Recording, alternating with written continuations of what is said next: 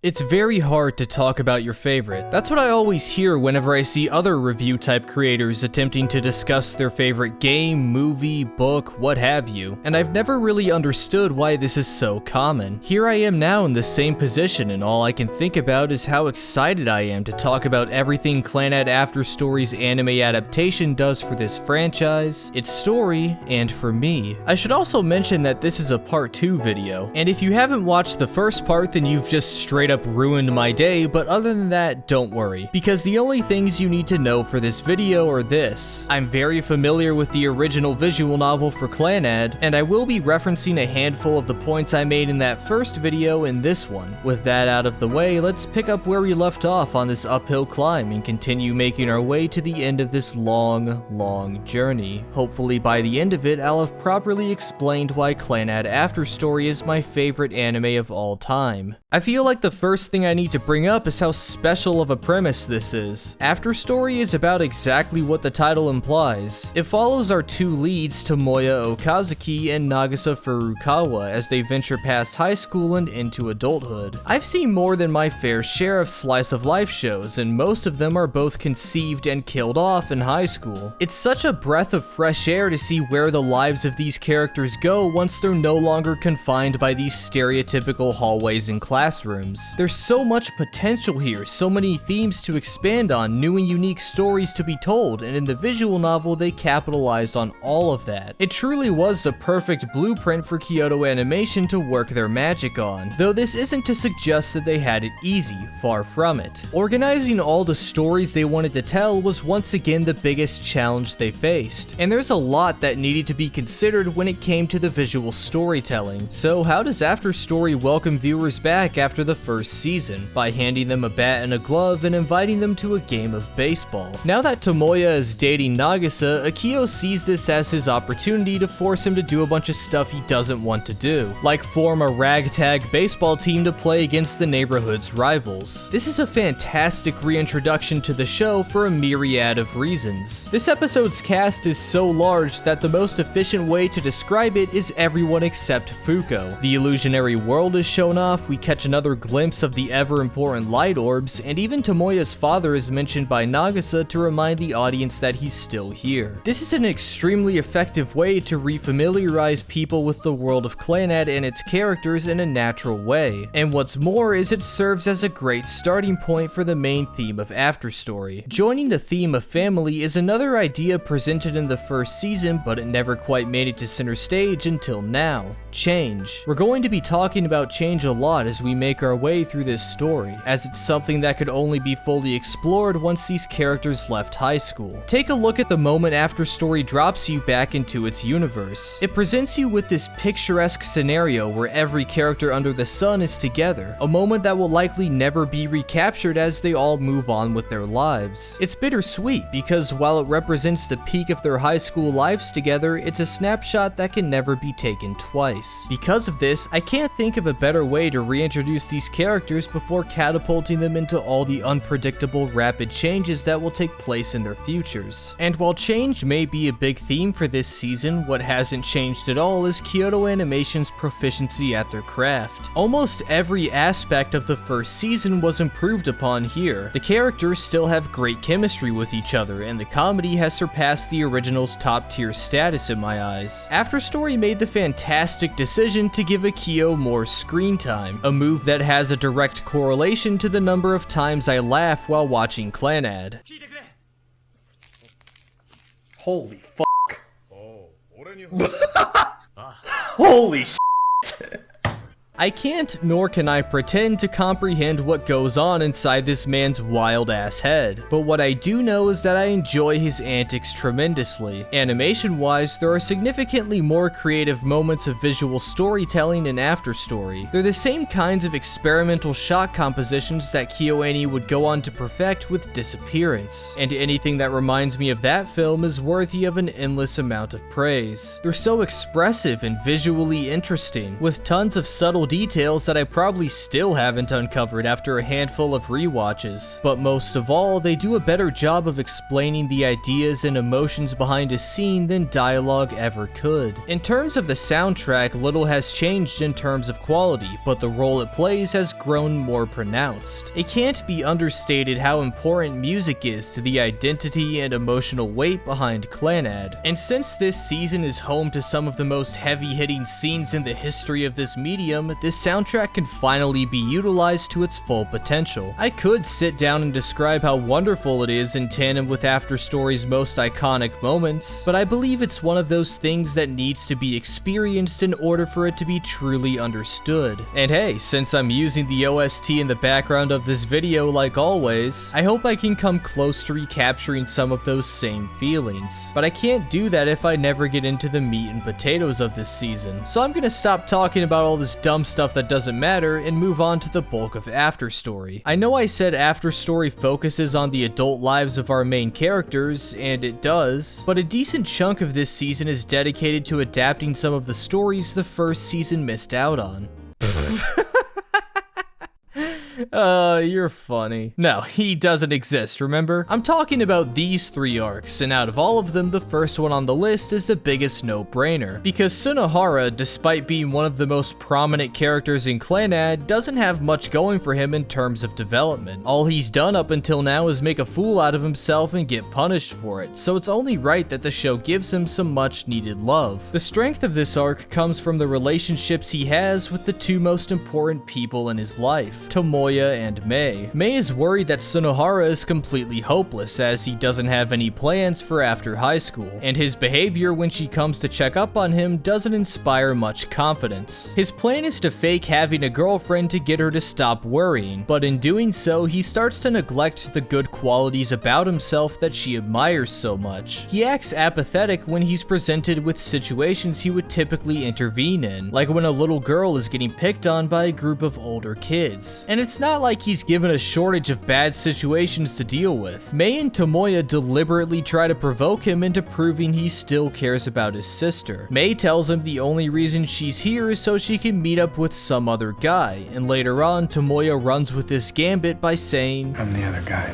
You'd think this would result in Sunohara taking action against this blatantly messed up scenario, but no. They even try to get him back on the soccer team by dragging their pride through the mud. Because Sunohara, in a similar fashion to Tomoya, had the sport he was passionate about taken away from him early on in high school. He got kicked off the team for fighting back against their freshman hazing rituals, and he became a delinquent because of this. Mei believes that getting him back on the team will set him on a better path in life, but the scumbags on the soccer team are as uncooperative as ever. And when Mei realizes that Sunohara still hasn't shown up after hearing about everything his friends are going through for his sake, she starts to cry. The soccer team takes the opportunity to start bullying her, and this is where Tomoya reaches his breaking point. He's tried to just sit down and take the harassment he, Mei, and Nagisa have been given over the last few days, but now he isn't going to leave here without starting a fist fight with the entire team. But just as he's about to make his first move, Sunohara rushes past him and beats him to it. The two fight it out with the soccer club, and once they retreat, they reorient themselves and start fighting each other. Tomoya belittles Sunohara for being a terrible brother, demanding an explanation for why he never did anything when he said he dumped Nagisa for Mei, or when he was told how the soccer team was treating them, and in response, Sunohara says something that catches him off guard. He said he believed everything would be fine because it was Tomoya. He was worried, but he trusted his best friend more than anyone to take care of his sister. Seeing them get run ragged by the soccer team didn't prompt a response from him because he trusted that Tomoya would do something about it, failing to realize that his goal was to stick it out for the sake of his friend. Nagisa and Mei intervene to clear up Sunohara's confusion, and once he sees Tomoya the next day, they both crack up at how funny their messed up faces look. This right here shows shows off the true nature of Tomoya and Sunohara's relationship. While Captain Comedian over here may find extreme pleasure in making his buddy do stupid shit like asking a married man to hand over his wife to him, the foundation of their friendship is built upon a genuine desire to spend time with each other. The two of them met in a very similar fashion to the scene I just described. They had both gotten into fights and started laughing when they saw how the other looked. That one little moment was the most fun either of them had at this school, and it's safe to say that it saved both of their futures. They were on a path that led to either dropping out or getting kicked out of school, but now letting that happen would bring an end to the carefree days they spent together. Their relationship dynamic might be super weird, but you know what they say. You can't argue with results. あの日から俺たちはいつもつるんでいた。そして今も俺たちは笑っている。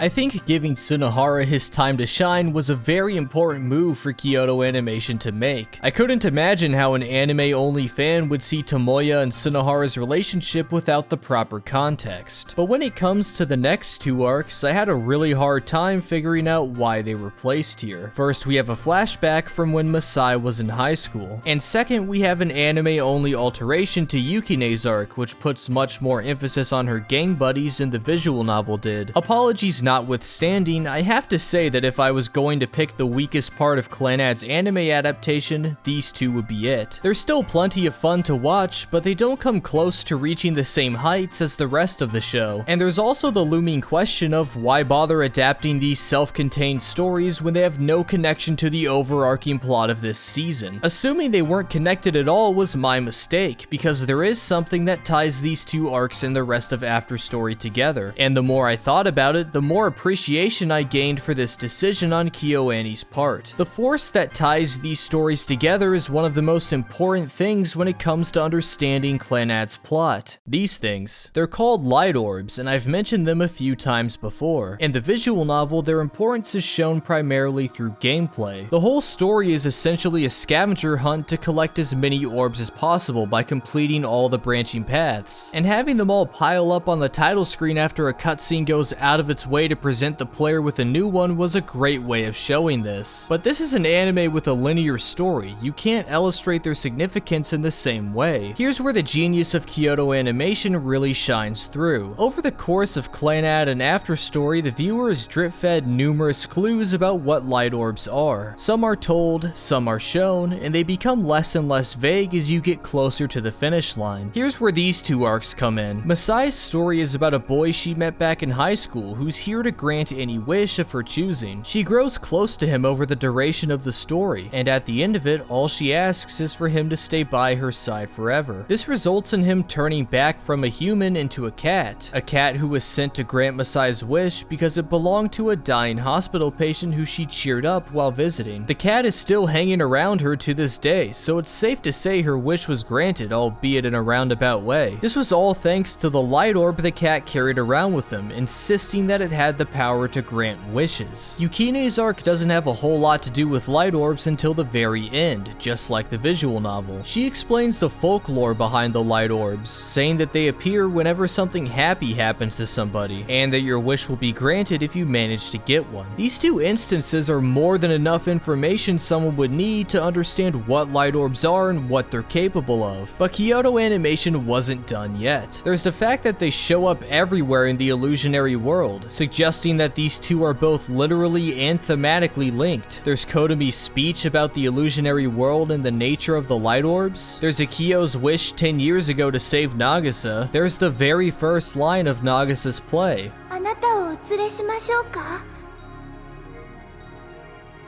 この町の願いが叶う場所に。 And finally, there's the behavior of the light orbs themselves. Throughout the entirety of Clannad, you're likely to see a light orb show up whenever a character arc is resolved. In the beginning, they seem to be fluttering around in the sky aimlessly, but as the show moves closer and closer to its conclusion, their movement evolves to the point where we can physically see one get absorbed by Tomoya. The point I'm trying to make is this: the show does everything in its power to get the viewer to understand that light orbs are a real, tangible force in the this universe that will have a drastic impact on the outcome of this story. And I think placing the two arcs that give the audience the most information about these things right before the bulk of After Story was a stroke of genius. Now that we've come to an understanding about inanimate balls of light over the last 3 minutes, it's time to move on to what you all came here for. Before we begin, there's something I want to say right off the bat. I know full well that this will put my credibility as a guy who talks about stories on the internet at risk, but regardless, I think everything from episode 9 onward, every story beat, every line, every shot in this show is as close to perfect as it gets. And I'll try my hardest to explain why. Things are moving rapidly now, the end of high school is near, and everyone is talking about what their plans for the future are. Kotomi is moving to America, Sunohara is going back home to find a job, Kyo is studying to become a kindergarten teacher, and Ryo is going to nursing school. But in Nagasa's case, she gets one of her signature fevers again, and the weeks start to roll by, seriously putting her graduation eligibility at risk. Tomoya obviously doesn't take this well, as the biggest reason he started to enjoy his time at school was because of Nagasa, and soon the decision is made for her to repeat senior year a second time. People get busier, studying for entrance exams, looking for jobs, and Tomoya is left behind with little to do other than go to class and watch after Nagasa. Once graduation finally comes, he says goodbye to his friends and makes his way back to the bakery, only to find Nagasa waiting outside for him. He tells her about how he learned to love going to this place that he hates because she was there with him, and says that he should have repeated so these fun, carefree days would never come to an end. This is our first major glimpse into Tomoya's inner struggle throughout this season. He started this series wishing for something, anything, to come along and create a significant change in his life, and his prayers were answered when he met Nagasa. But now that he's found his own happiness in the world, the immovable hands of time have turned from an ally into an enemy. Nagasa responds to his concerns by saying something that will only become more relevant for him as the story progresses.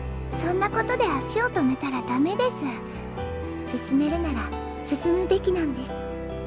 智也くんは進んでください。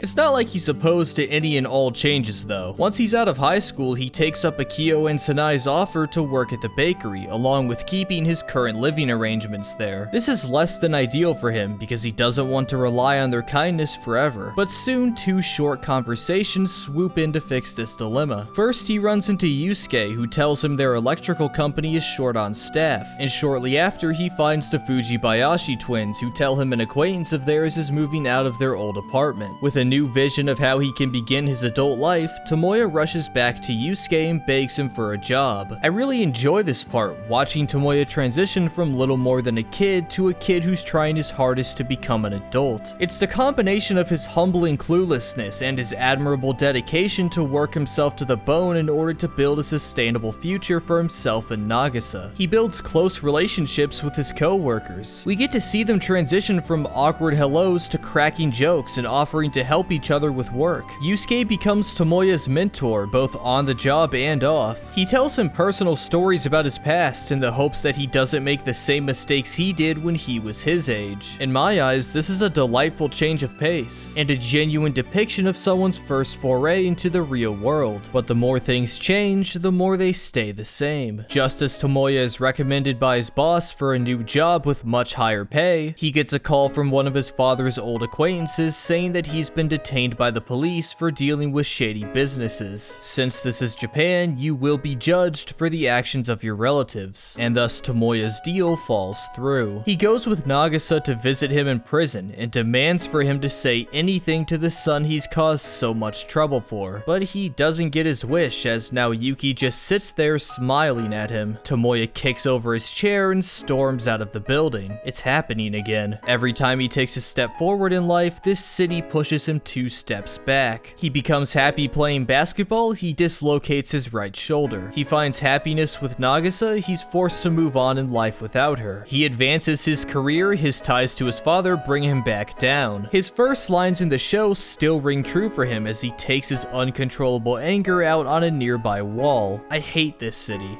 It's full of memories I'd rather forget. But as we know, things have turned around for him considerably, because now he has Nagisa. She stops him from hurting himself again and later tries to remind him that plenty of good things came from his time in this city. It's where they met after all. Tomoya doesn't have a definitive stance on this place he's bound to yet. It's something that he won't truly figure out until the end of the show. But there is one thing he's made up his mind about, so he asks Nagisa if she wants to marry him. She says no.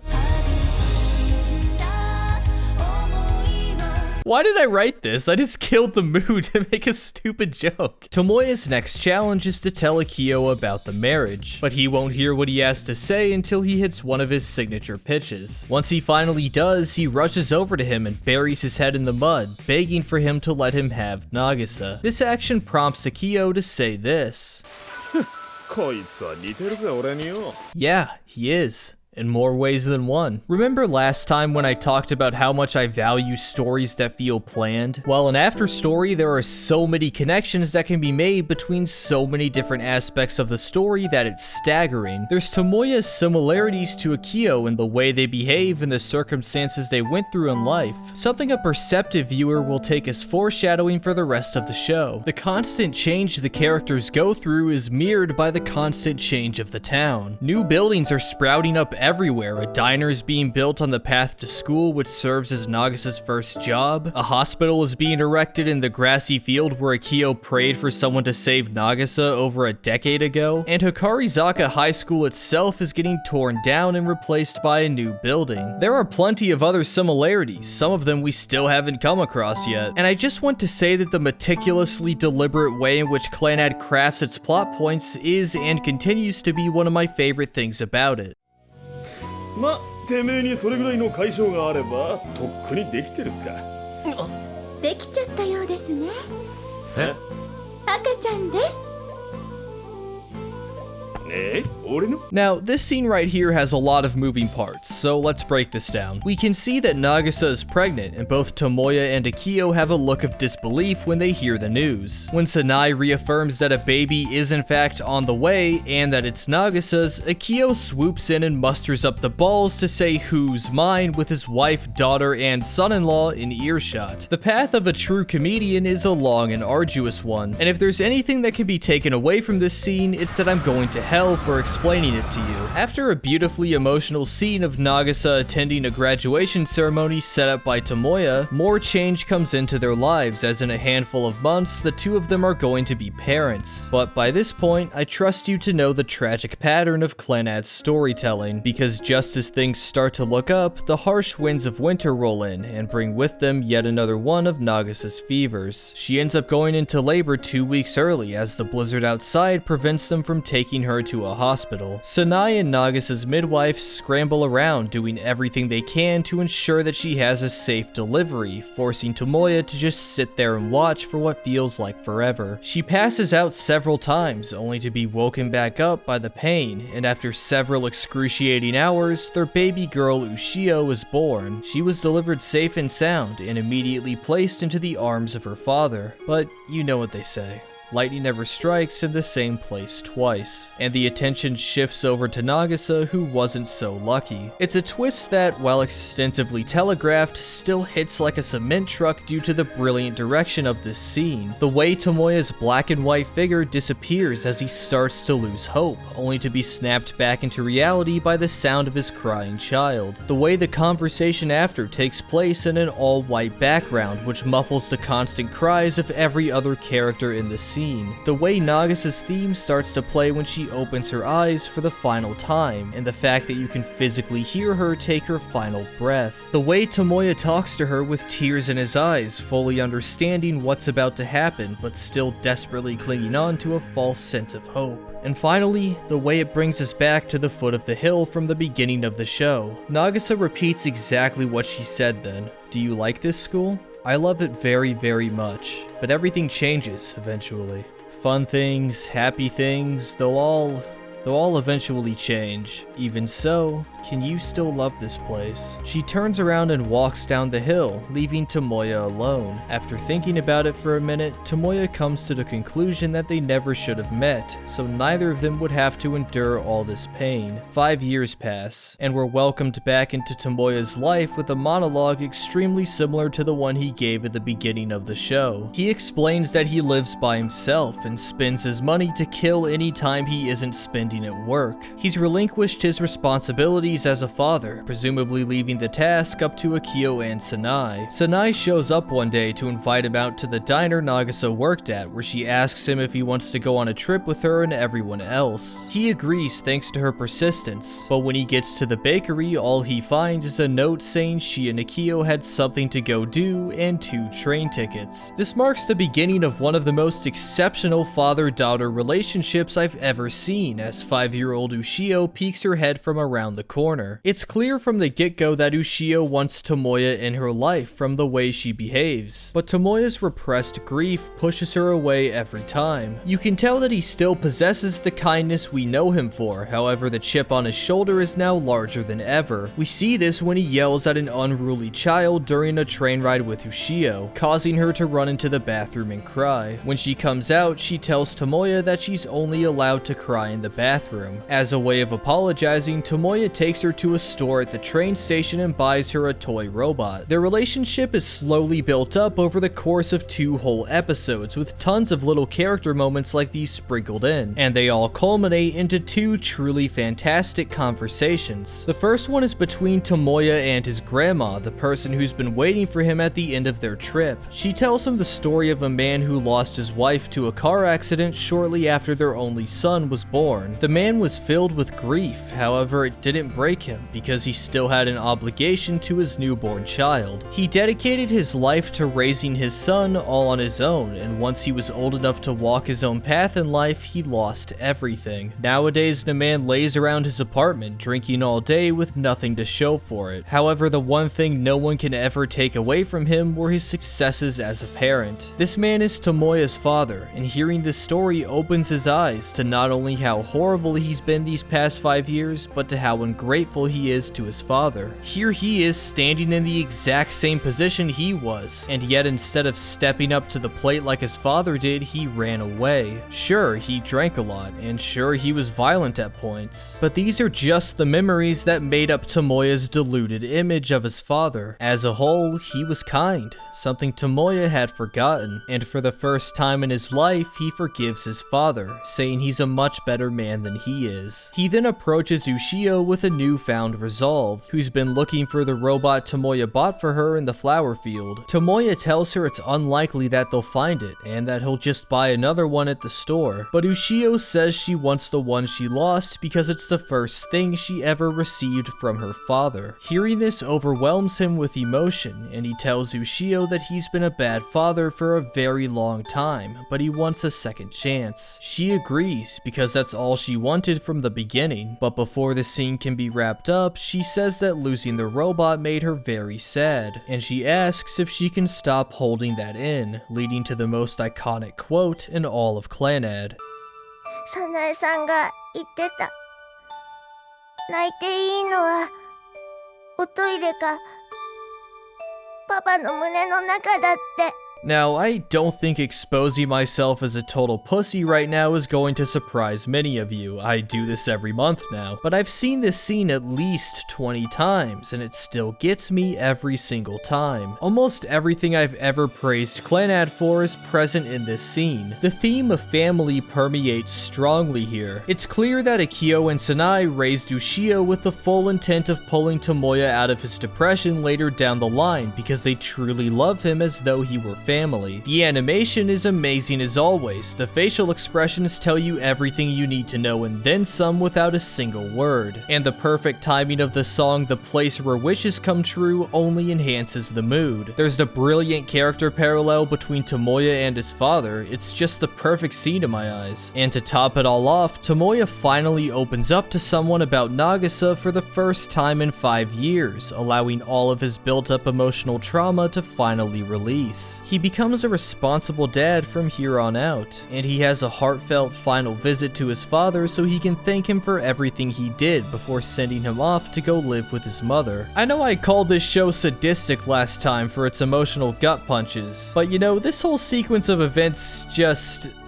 This is something else. I don't even know what it is with Spider-Man 3 today. I guess I feel like I needed to get through this. But on a more personal note, now that we're reaching the end of Tomoya's progression throughout the show, there's something I need to say about him. Now, I'm fully aware of how pretentious it is to just pick out an iconic character and announce to the world, "Hey guys, this is literally me!" But regardless, a huge reason why I adore Clannad as much as I do is because of how much I relate to its main character. He has a razor-sharp tongue, but he's kind and cares deeply for his friends and family. He struggles with succumbing to anger during stressful situations, yet you can almost always trust him to make the right choice in the end. He's often sought after by others because of how enjoyable he is to hang out with, but he finds it hard to grasp the fact that people still think about him even when he isn't around, thanks to some pesky self-worth issues. I feel like I can say I get it because I really do get it. Not because I understand how this character thinks independently of myself, but because all of these traits are things we share common ground on. Going on this line of thinking, I'm pretty sure the reason why Kyo is my favorite character in the show is because of how similar she is to Tomoya. Tomoya starts out as a cynical, stagnant delinquent, and over many years he comes out the other side as a strong, responsible, hard-working father. Essentially, he's grown from the kind of person I worked hard to stop being into the kind of person I want to become. How many people can say that about a fictional character? Maybe I'm reading too far into this, but the connections I've made have only increased my affinity for this story, so I believe it's more than worth mentioning here, for better and for worse. Tomoya Okazuki is the most relatable fictional character I've ever come across. Alright, so, where were we in the plot again?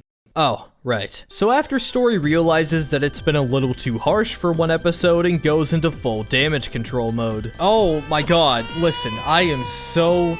yikes. Hey, Kyo and Fuko are back. You like Kyo and Fuko, right? Please stop crying. This is nice. I like this stuff a lot. Watching Tomoya reconnect with old friends he hasn't seen in years gives some much needed screen time to the members of the original cast. Kyo became a school teacher just like she said she would, and now she's teaching Ushio's class. Fuko finally woke up from her coma and she quote-unquote meets Tomoya for the first time. Some great exchanges take place here, but as we've discussed numerous times today, change is inevitable, and Tomoya's life is about to take a turn for the worse once again. Just before sports day at Ushio's school, she comes down with a fever, the same kind of mysterious illness that plagued Nagisa for most of her life. There is no cure, no treatment, as everything that's ever been tried has already failed to treat Nagisa. The best hope Tomoya has is to sit at home and stay with her. He quits his job knowing he'll be in it for the long haul, and Yusuke trades screwdrivers with him, expecting them to trade back once Tomoya returns to work. Akio offers him money, but he declines because he has enough resources to last for a while, and so he sits there and waits. Days turn to weeks.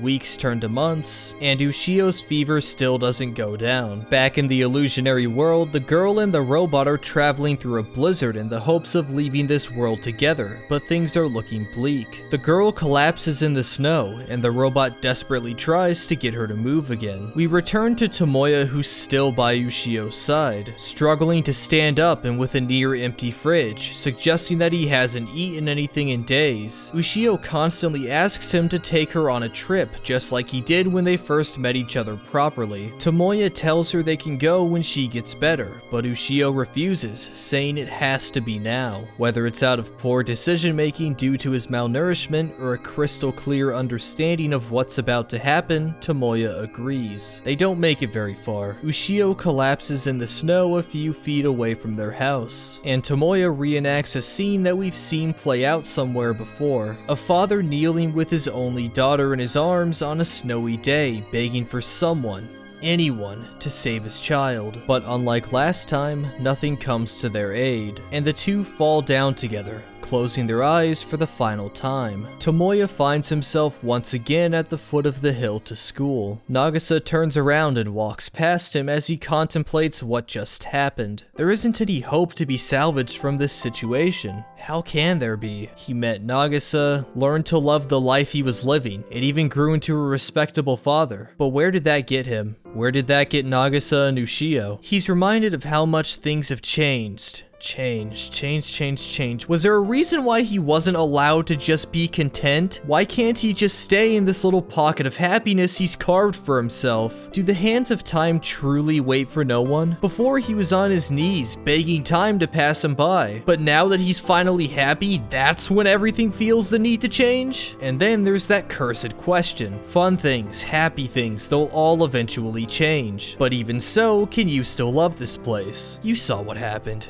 The obvious answer is no. I think we all know how it feels to remain stuck in place without a clear vision for the future. It's confusing, it's frustrating, and it's scary. But there's an argument to be made that claims the only thing worse than this would be waking up one day and realizing that you have something to lose. How can you find things to become attached to when you know the second you do, there's always a chance that they'll be taken away from you? Why would anyone ever devote their lives to something so fragile? So vulnerable. These are the thoughts that I imagine ran through Tomoya's head as he stood at the hill. He's asking himself whether or not all the heartache was worth the time he spent with Nagisa and Ushio, and unfortunately for now, his answer is the same as the one he gave when Nagisa passed away. I never should have met her. Back in the Illusionary World, things are looking just as bad. The girl doesn't have much time left, so she gives the robot her parting words. She remembered that she and the robot met each other in the real world, and that she was the one who created the illusionary one. She tells the robot more about the light orbs, saying that anyone who collects a lot of them will be in control of an extremely powerful force. She starts humming Dango Daikazaku, a song the robot recognizes well, and the girl says that this was the song he used to sing for her. Light pierces through the clouds, bringing the illusionary world to an end as the girl says her goodbyes to her father. All of the robot's memories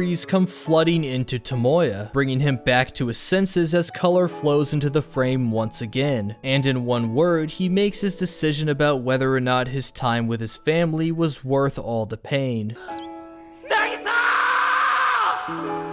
Tomoya throws all his fears away and sprints towards Nagisa, realizing that nobody knows what twists and turns life will throw at them, so no one should ever regret becoming attached to somebody else. Nagisa tells him that her life was great because she met him, repeating the same sentiment she gave him when he graduated high school alone. And Tomoya finally understands the message he's been struggling to decipher throughout the entire series, tying together Clannad's two biggest themes perfectly. It's always worth it to pursue happiness despite the changes life brings. And even if you can't handle it yourself, you can be sure that your family will help pick up your slack. With this, we're taken through a trippy sequence of shots where both Tomoya and the robot's voices tell us that this long journey is coming to an end. And when Tomoya opens his eyes, he's back to the moment Ushio was born, but this time, Nagisa survives. Alright, I'm fully aware of how controversial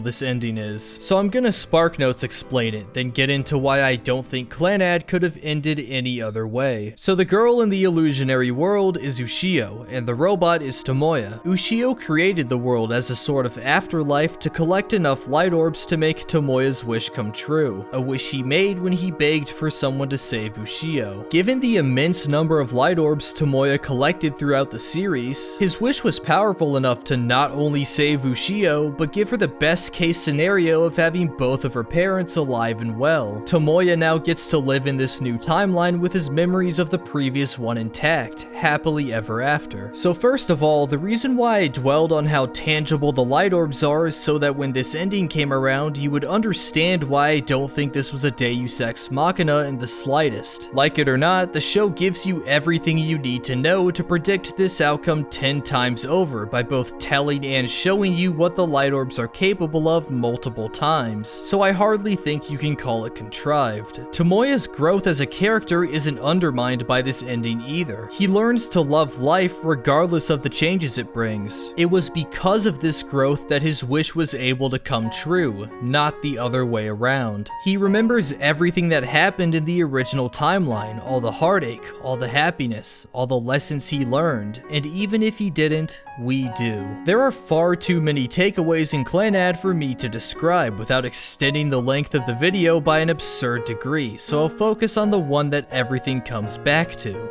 Family. The final monologue of the series is a conversation between Nagisa and Tomoya. Nagisa says that a miracle like this could only have happened in this city. Tomoya spent the entire series collecting light orbs by bringing happiness to the people who live here, and in turn they gave him the power he needed to grant his wish. A group of people looking out for each other, or as Nagisa describes it, one big family. And Tomoya brings his story full circle by finally coming to a decision about his feelings for this place with his final line of dialogue. The town is like one big family, huh? Yeah, I'm finally beginning to understand that. Well, here we are. It took a long time, longer than I've ever spent talking about a single series before, and yet somehow I think this is the first time I've ever finished a video feeling like I've only barely scratched the surface of its subject matter. The sheer number of interesting elements worth breaking down and discussing ad nauseum is actually insane. The themes, the humor, the leitmotifs, the metaphors, the numerous character parallels, the list goes on, and that's one of the biggest appeals to me. The fact that Clannad is this all-encompassing, larger-than-life story about life and all of its crazy ups and downs. And just like life itself, it can prove to be an excellent teacher. I know it's a done-to-death cliche at this point, but I think the phrase "Clannad changed my life" exists for a reason. Clannad is special. It's a story that can resonate with generations of people, reminding them of what's truly important if they ever lose their way. What it means to be a parent, what it means to be a family, and what it means to live with purpose. I know there will come a day when my faith in Clannad will waver. Other things will come along to steal away my attention, whether they're fact or fiction. Stories with better structure or scripts, life experiences that change the way I see the world, or some crazy third thing that I haven't even thought of yet. Nothing can remain unchanged forever, but even so, I will always care about this show, the stories it tells, and the messages behind them, even if I wake up tomorrow and it's no longer my favorite, even if time causes my memories of it to fade. The journey I went on and the things I learned from it are irreplaceable. Thanks for watching, everyone, and thank you, Clannad, for everything.